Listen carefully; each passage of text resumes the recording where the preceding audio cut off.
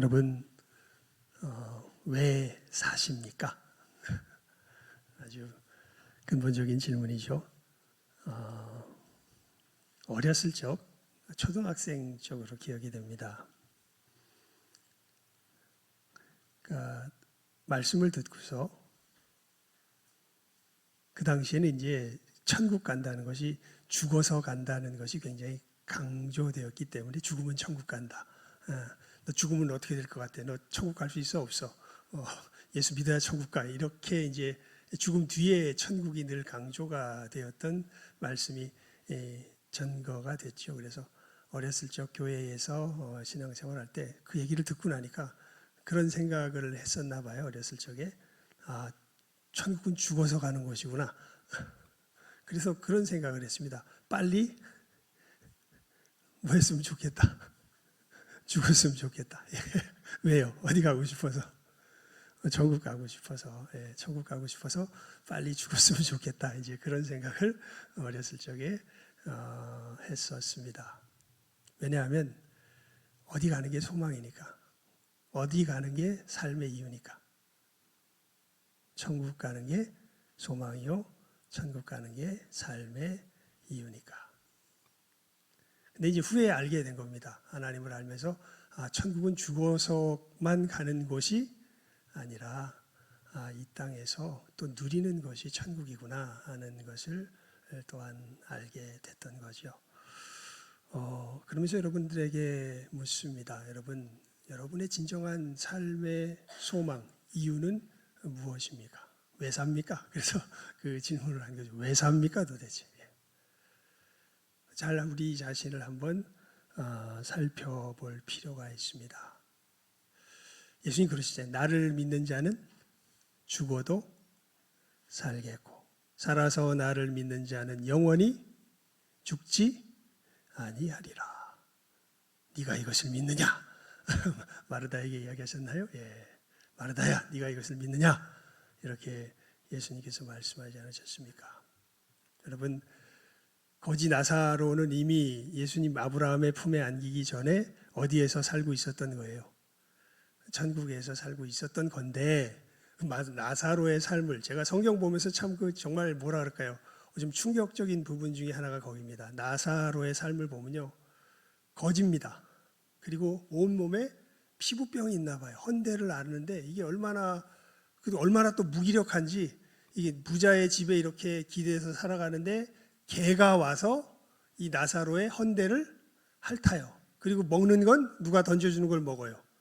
부자가 던져주는 걸 먹어요. 이게 뭡니까 도대체? 인생이 이게 도대체 뭡니까? 평생 거지로 부자에게 빌붙어가지고 개와 동무가 되어서 평생을 살았는데 나중에 알고 보니까 이 사람은 그 믿음이 누구와 동격이에요? 아브라함과 동격이에요. 아브라함과 맞먹는 사람이에요. 아브라함과 함께 식탁의 교제를 나누는 사람이에요. 천국의 백성이었던 거죠. 참 여러분, 천국을 살아간다는 것이 무엇일까요? 우리 이미듬 선교사님 기억하시죠? 얼굴 본 지가 한참 됐는데 우리 인도에서 사역하시는 우리 이미듬 선교사님, 우리가 돕고 있죠. 자기가 어렸을 적에 통영에서 그 고향이 통영이신 분 아닙니까? 어쩔까 진짜 어부의 아들이에요. 정말 베드로입니다. 어부의 아들입니다. 그 동네가 이제 옛날에는 가난했으니까요. 그 동네에 아주 가난한 그 동네에서도 가난한 청년이 하나 있었다 그러죠. 어찌나 가난한지. 왜 청년이냐면 젊어서 청년이 아니라 장가를 못 가서 청년입니다. 왜 장가를 못 갔냐면 그 가난한 어촌에서도 너무 가난해서 아무도 누구와 시집 올 생각을 안 해요. 그래서 어떻게 된 거예요? 청년으로 이제 지낸 거예요. 근데 이분이요, 놀랍게도 여러분, 우리 예전에는 엄격했거든요. 교회 직분자 세우고 할 때 집사도 보면 한 아내의 뭐예요? 남편이어야 되며 뭐 이런 말씀이 있잖아요. 사실 결혼 이런 것들이 중요한데 이 사람은 결혼을 못했는데도 신앙이 너무 좋아서 교회에서 그 당시에도 뭘 줬을까요? 집사 직분을 줬습니다. 장로 직분까지는 못 주고 집사 직분을 줬어요. 안수 집사 직분을 준 거예요. 왜냐하면 너무 뭐가 좋아서, 신앙이 좋아서. 근데 이 사람은 동네에 허드렛 일은 다 하고 다닙니다. 그 당시, 요즘은 수세식이지만 그 당시는 푸세식 아니에요.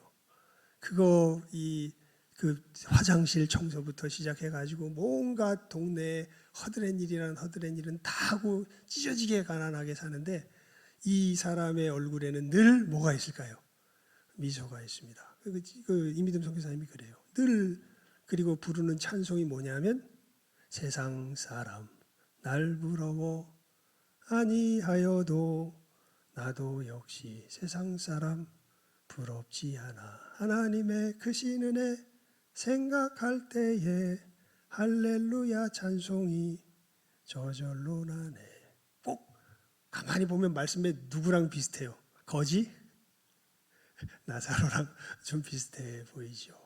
근데 왜 이 사람은 어떻게 보면 미친 사람처럼 보이죠? 왜 이런 기쁨 가운데 이 사람이 살아갈까요? 이 사람의 소망이 뭐기 때문에, 진정한 소망이 뭐기 때문에, 천국이기 때문에.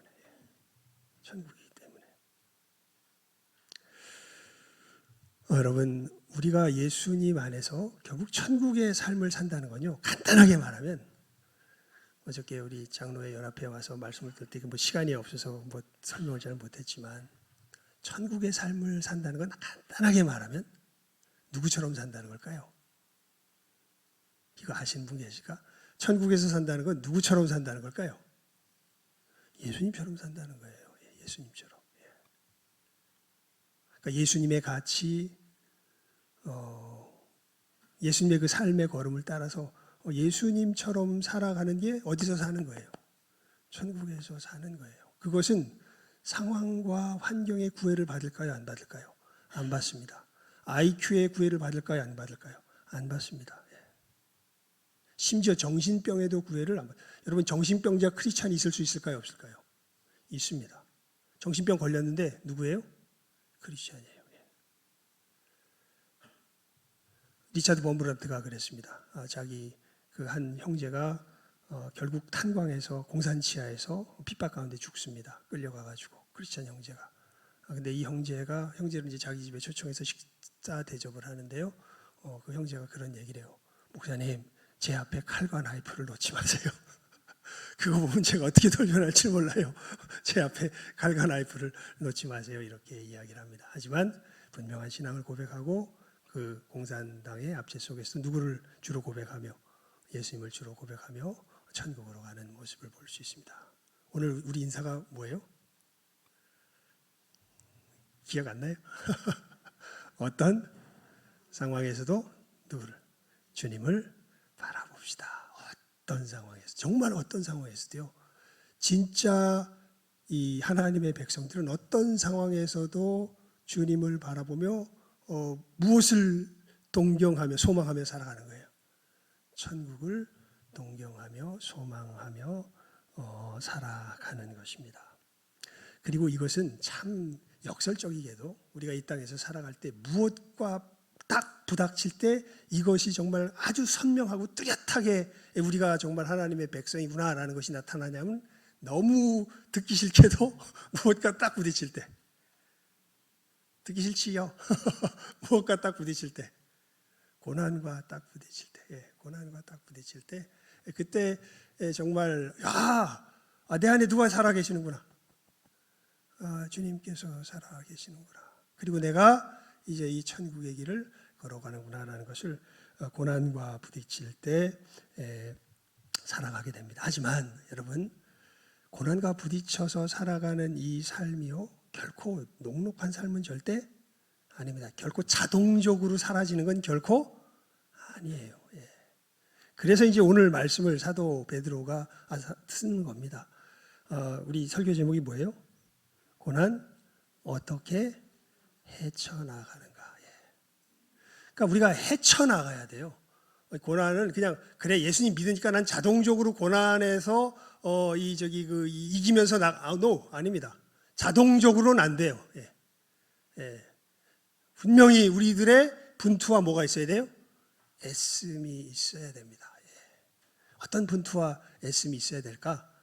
그 일에 대하여서 사도 베드로의 교훈을 세 가지로 정리한 게 이제 오늘 말씀의 그 요점을 세 가지로 정리하면 이제 이렇게 제가 정리한 대로 나오게 되는데요.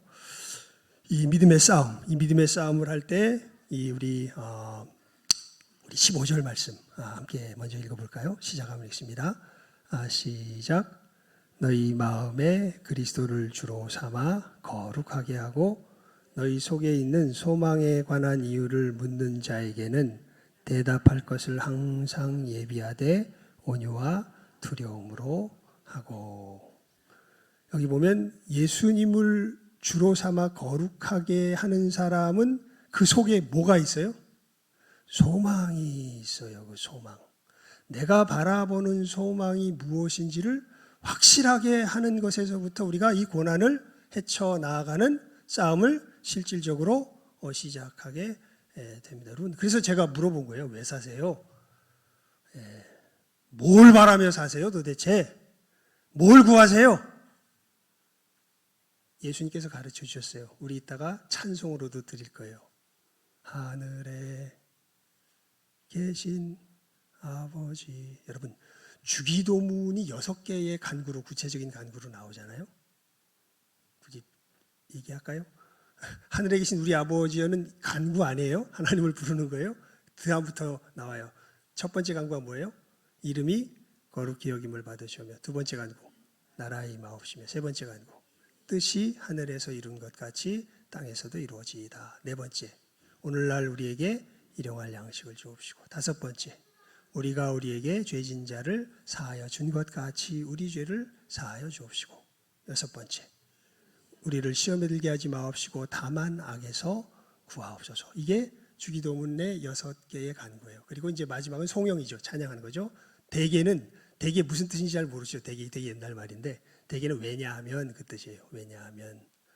왜냐하면 대개 나라와 권세와 영광이 아버지께 영원히 있기 때문입니다. 이렇게 해서 이 주기도문에 6 간구가 있는데, 이 6 간구를 한마디로 딱 압축하면 뭘 구하는 거냐면요, 무엇이 임하옵소서.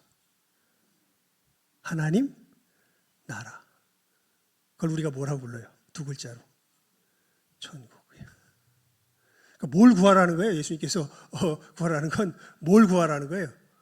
천국을 구하라는 거예요. 여러분, 어느 나라에서 살고 계세요 지금? 우리는 예수님 밖에 있으면 어느 나라에서 살고 있는 줄 아세요? 어두움의 나라.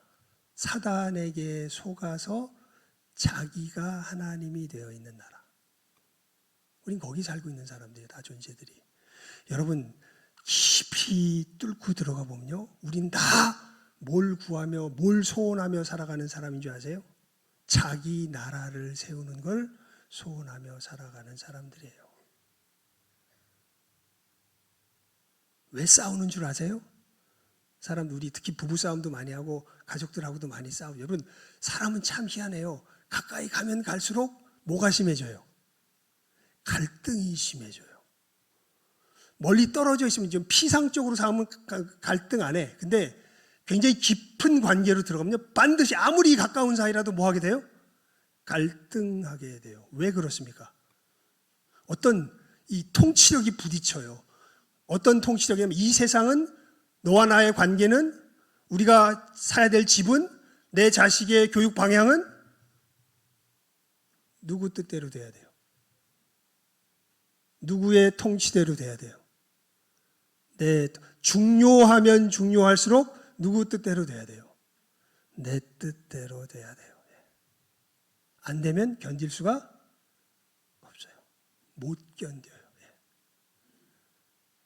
그걸 어디에서 가장 잘 경험하냐면, 가장 가까운 것, 정말 삶의 가장 깊은 것을 내밀하게, 정말 정말 더 이상 가까울 수 없게 삶의 깊은 것을 함께 나누는 사람들이 만나서 보면 그 충돌이 일어나요.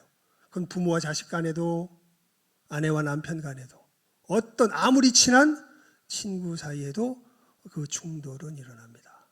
왜냐하면 우리는 근본적으로 어떤 때가 있냐면, 어둠의 때가 있어요. 때 묻은 때예요. 그 시간의 때가 아니라. 그래서 가다 보면 이것이 반드시 부딪혀요. 그래서 쇼펜하우어가 아주 유명한 얘기를 했죠. 사람은 추운 겨울날 고슴도치 떼가 동굴에 모여 있는 것과 같다. 그게 사람이다. 이렇게 얘기를 한 거예요. 여러분, 추운 겨울날, 추운데 동굴 조금 따뜻할 것 같지만 그 찬바람이 막 들어오고 막 춥잖아요. 추우면 어떻게 합니까? 붙어야죠. 근데 붙으려는 대상이 누구예요? 고슴도치야. 그럼 고슴도치끼리 붙으면 어떻게 돼요? 팍 찔러 서로. 그럼 어떻게 돼요? 아프니까 팍 떨어져. 근데 또 떨어지면 어떻게 돼? 추워. 다시 또 뭐해?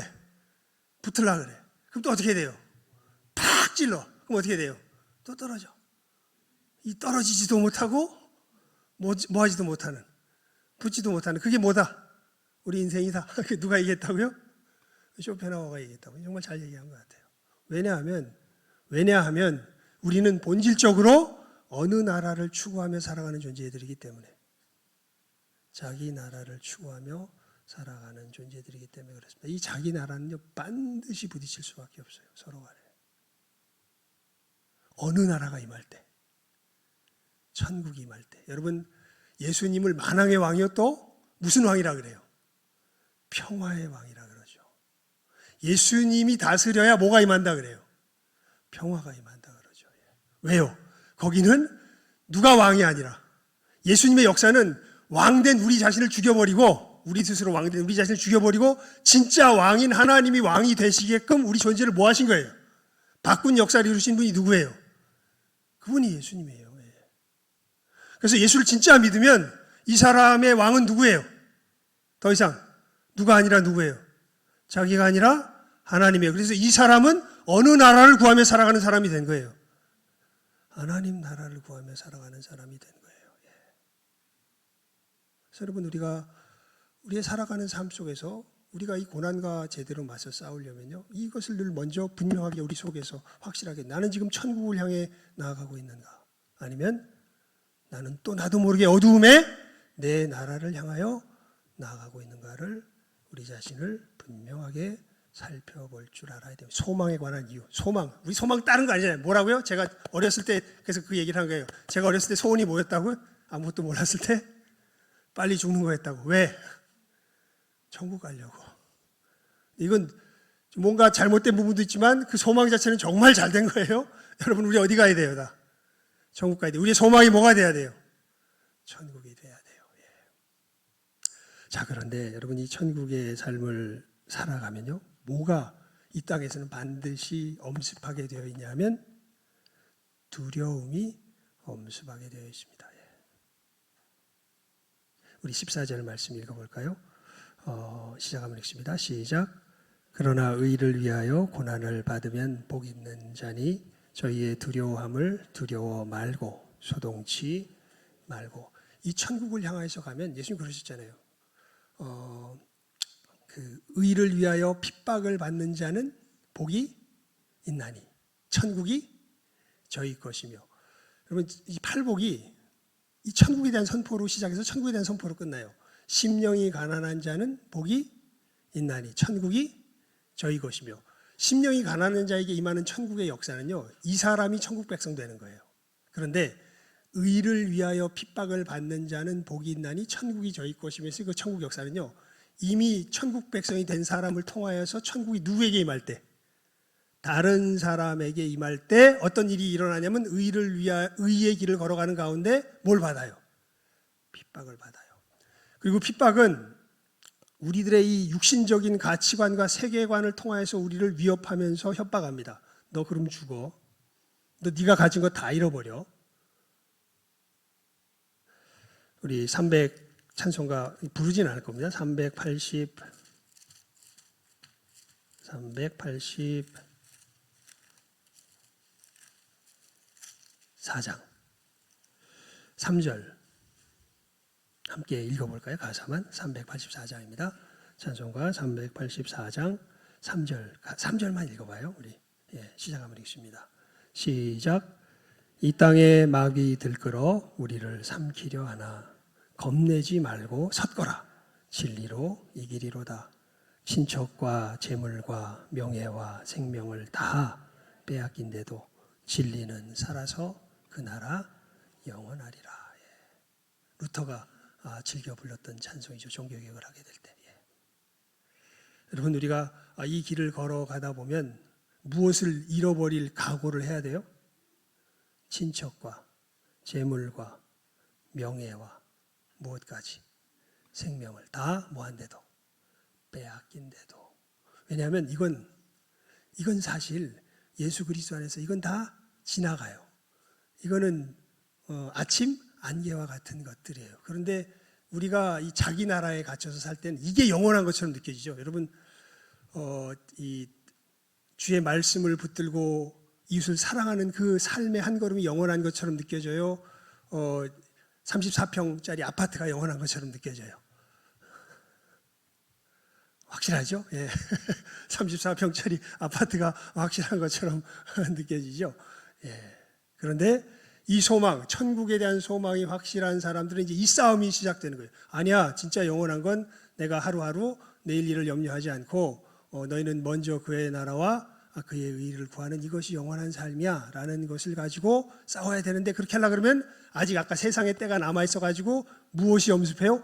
야, 그런데 이거 잃어버리면 어떡해? 내 건강 잃어버리면 어떡해? 내 이거 잃어버리면 어떡해? 무엇이 엄습해요? 두려움이 엄습해요. 여러분이 구체적으로 그려놓은 것은요, 무엇이 됐든지 간에 그 다 우상입니다.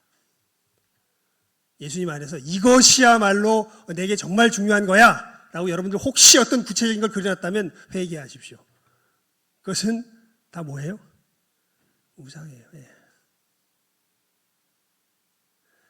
C.S. 루이스가 그런 글을 씁니다. 헤아려 본 슬픔이라는 책에서. C.S. 루이스가 이게 정말 위대한 이 신앙인이에요. 정말 위대한 신앙인. 우리의 신앙을 정말 가장 위대하게 정확하고 위대하게 표현했던 신앙인 중에 한 사람이에요. 이 사람이 이 고통이라는 것은 하나님께서 우리를 사랑하시는 사랑의 표현이다라고 이제 뭐 아주 멋지게 신학적인 어떤 결론을 진짜 논리적으로 깔끔하게 써놓습니다. 이게 정말 명저예요. 고통의 문제라는 책은 여러분들이 한번 나중에 시간이 되면 꼭 읽어보십시오. C.S. 루이스의 고통의 문제라는 책은. 그렇게 고통은 그러니까 하나님의 우리를 향한 무엇의 표현이다? 사랑의 표현이다. 이렇게 이야기했던 이 사람이, 놀랍게도 이 사람은 결혼을 못했어요. 60살이 될 때까지. 그러다가 60살이 돼서 어떤 한 이혼녀를 만나서 정말 진정한 사랑에 빠지면서 그 결혼을 하게 됩니다. 그리고 이 여자와 정말 행복한 삶을 살아요. 그런데 이 여자가 어떻게 될까요? 암으로 죽습니다. 그리고 그 여자를 잊어버렸을 때의 그 충격이 너무 커가지고 어찌할 바를 모르면서 자기 마음 나가는 대로 휘갈겨 쓴 책이 헤아려 본 슬픔이라는 책이에요. 여러분, 거기 보면요, C.S. 루이스가 뭘 깨달아 알게 되냐면요, 놀랍게도 자기 아내를 향해서 아내로부터 누렸던 그 사랑의 모든 상황들이 자기에게 뭐였다는 걸, 우상이었다는 걸 알게 돼요. 사랑하지 말라는 건 아닙니다. 이게 참 묘한 부분이 있어요. 그러니까 우리는 막 철저하게 금욕적이다 그런 뜻 아니에요. 그런데 여러분, 나도 모르게 하나님보다 정말 절대적으로 내 심정 속에서 높여버리는 것이 있다면 그것은 반드시 뭐가 돼요? 아무리 예전에 좋은 것이었다 할지라도 우상이 됩니다. 그러니까 우린 정말 미끄러지기 쉬운 존재들이에요. 그래서 그런 것들이 위협받게끔 돼 있어요. 사실은 그러면 우린 뭐예요? 그거 없어지면 난 못 살아.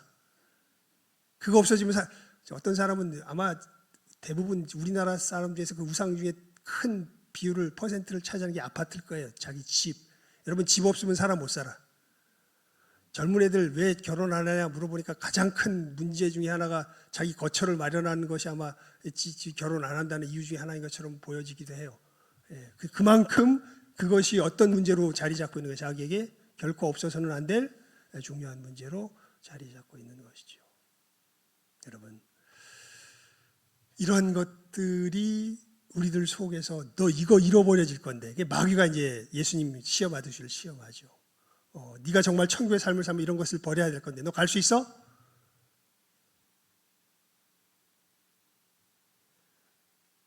우리 14절 다시 읽어볼까요?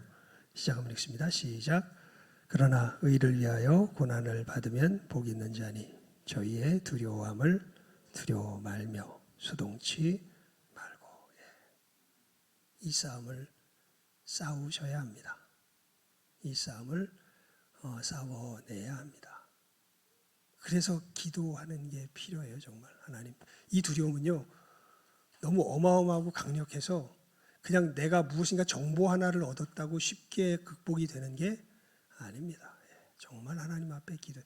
여러분, 신앙생활 하는 중에 예배 시간에 잘 참여 못하거나 자기가 평소에 하던 기도 생활을 잘 못하면 여러분들 이 천국을 소망하며 살아가는 삶이 굉장히 위축되기 시작합니다. 그리고 세상에서 못 누리는 것들이 커다란 뭐로 다가와요? 위협으로 다가오고, 그거 없으면 어떻게 될 것 같아요? 못 살 것 같아요. 그러다가 어떻게 하나님 한 대 딱 때려서 맞고서 정신 번쩍 들어가지고 아이고 이러면 안 되지 이러고서 이제 돌아오고 천부여 의지 없어서 손 들고 옵니다. 이제 이러고 오잖아요. 그래서 이 싸움이 계속돼요. 그래서 지혜로운 사람은 이거 좀 깨달아 알아야죠.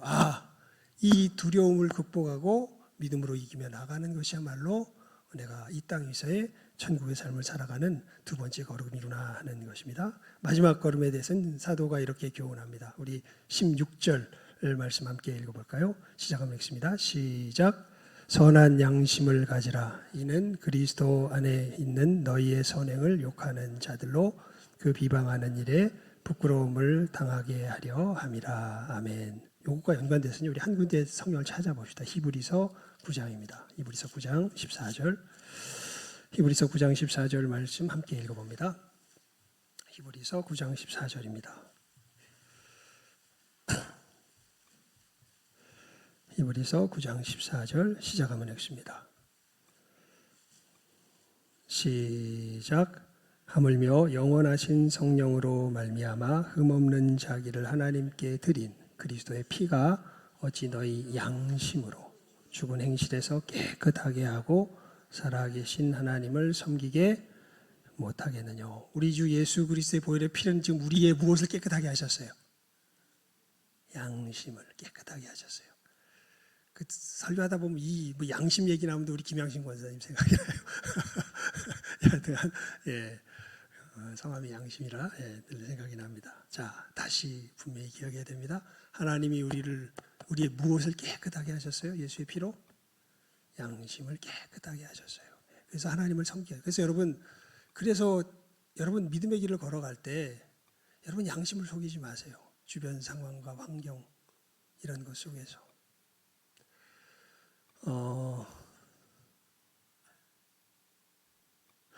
제가 이런 경험이 있어요. 이게 뭐 표준은 아닙니다. 그냥 제 양심에서 역사했던 어떤 한 일화로 그냥 이야기만, 남의 얘기를 어떻게 들기가 쉽지가 않아서 제 이야기를 합니다.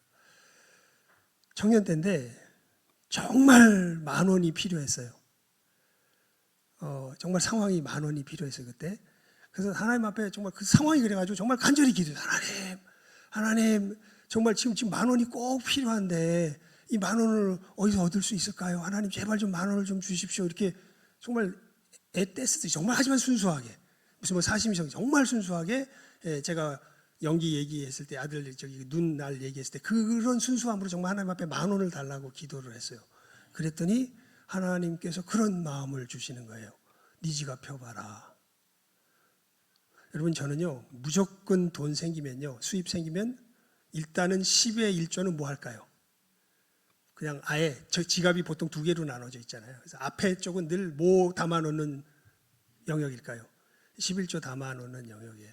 거기다 그냥 무조건 받으면 그냥 이거는 내 돈 아니다 해서 그냥 아예 뭐 할 거예요? 거기다 띄어놔버려요. 그리고 다 잊어버려. 여러분, 제가 잘 잊어버리죠. 그래서 돈도 잊어버려요. 저는. 제가 잘 잊어버리잖아요. 잘 아시잖아요. 잘 잊어버리죠. 돈도 잊어버려요 저는. 그래서 이 돈은 이제 나한테 있는 돈이에요, 없는 돈이에요? 없는, 누구 돈이에요 이 돈은? 하나님 돈이야. 근데 제가 뭐라고 기도했습니까? 하나님 앞에. 하나님 제발 저에게 뭐가 필요합니다. 10,000원이 필요합니다. 기도했더니 하나님이 뭐라고 마음에 응답을 주세요? 지갑 펴봐라. 거기 보니까 뭐가 있을까요? 10,000원이 마침 있어요. 그래서 이거 쇼한 거 아니야? 이건 그래서 저는 뭐 더 말을 못할 것 같아요. 예. 근데 여러분들에게 하나님께서 우리에게 뭘 주셨다고요?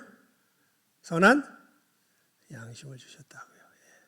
그리스도의 보혈로 깨끗게 씻기셨습니다. 그랬던 적 그때 이후로는 한 번도 없습니다. 근데 정말 저도 신기했어요. 이거 하나님이 주셨구나. 네가 뭐 스스로 합리화하는 거지. 뭐 그렇게 얘기해도 저는 할 말은 없는데 제 양심으로 알아요. 그때 저는 정말 누구에게 구했고 하나님께 구했고 하나님이 어떻게 했던 거예요? 내 11조를 통해서 저에게 주셨던 거예요.